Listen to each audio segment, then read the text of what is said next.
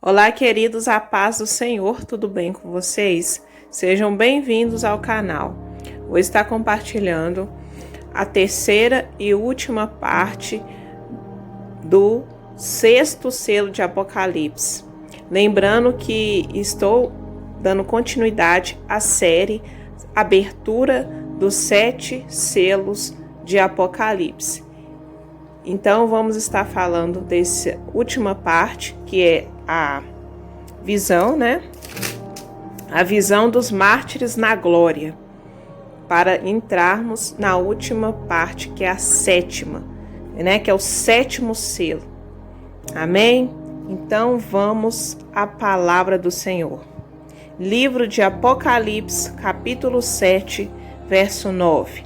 Depois dessas coisas, olhei, e eis uma multidão, a qual ninguém podia contar, de todas as nações e tribos e povos e línguas que estavam diante do trono e perante o Cordeiro, trajando vestes brancas e com palmas nas suas mãos, e clamavam com grande voz, dizendo: Salvação ao nosso Deus, que está sentado no trono, e ao Cordeiro.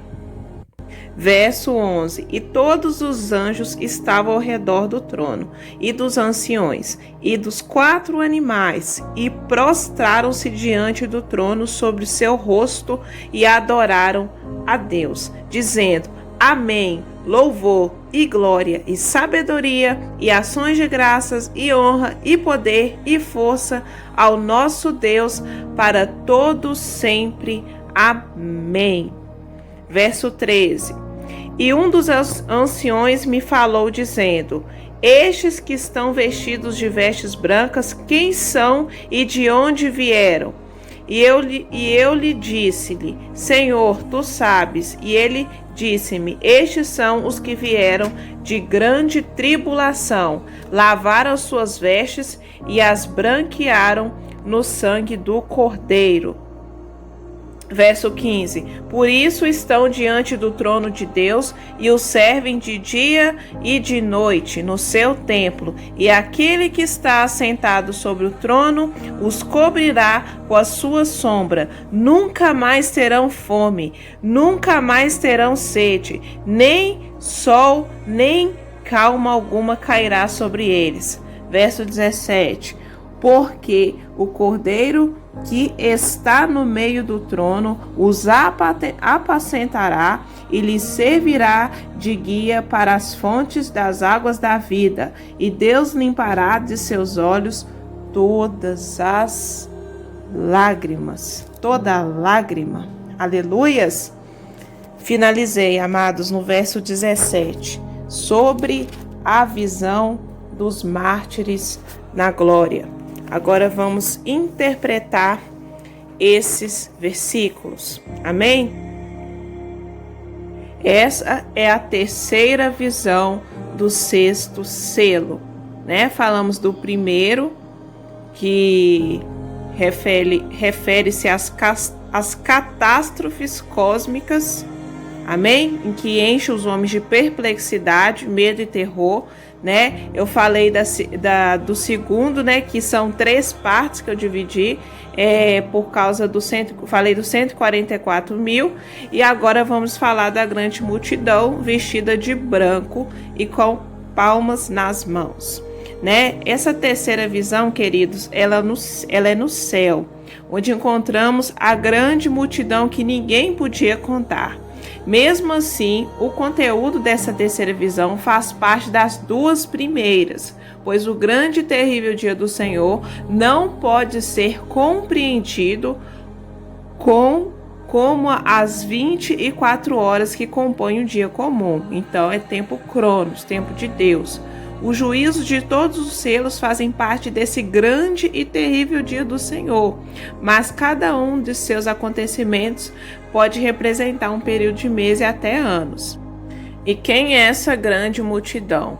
Ela não são anjos nem seres celestiais, são pessoas redimidas de todas as nações, pessoas abençoadas por meio do descendente de Abraão. E o texto fala em pé diante do trono. Então se refere aos vencedores, aqueles justificados pelo sangue do Cordeiro, que teria como se susterem no dia da ira de Deus, para ficar diante do trono. Essas vestiduras brancas, elas são dos vencedores. Amém? E as palmas nas mãos. As palmas ou ramos de palmeira identificam para nós o pano de fundo desta cena, né? Então, com a referência bíblica de Levítico 23, 33 a 43, né? Na festa anual, o povo se alegrava perante o Senhor em lembrar a libertação do Egito, né? Que saiu do Egito, que habitaram no deserto. Amém? E clamavam em alta voz, né? A grande multidão de vencedores. Então, e quando analisamos, né, os versículos, fala: ao nosso Deus e ao Cordeiro pertence a salvação. Então, o louvor é direcionado ao Pai assentado no trono e ao Cordeiro, que se mostrou digno. A salvação é possível somente por intervenção divina, somente pelo plano de Deus e o sacrifício do Cordeiro. Versos 13 e 14, em referência sobre a vestiduras brancas, né? Os que vestem vestiduras brancas, de onde eles vieram, né? E a palavra nos orienta, queridos, que o ancião já sabia a resposta e não demora em ajudar João a entender a visão. A palavra vem mostra que pessoas ainda estavam chegando ao céu da grande tribulação. Que grande tribulação! O sexto selo falou de sofrimento terrível e a primeira visão deste intervalo falou de selar os servos de Deus.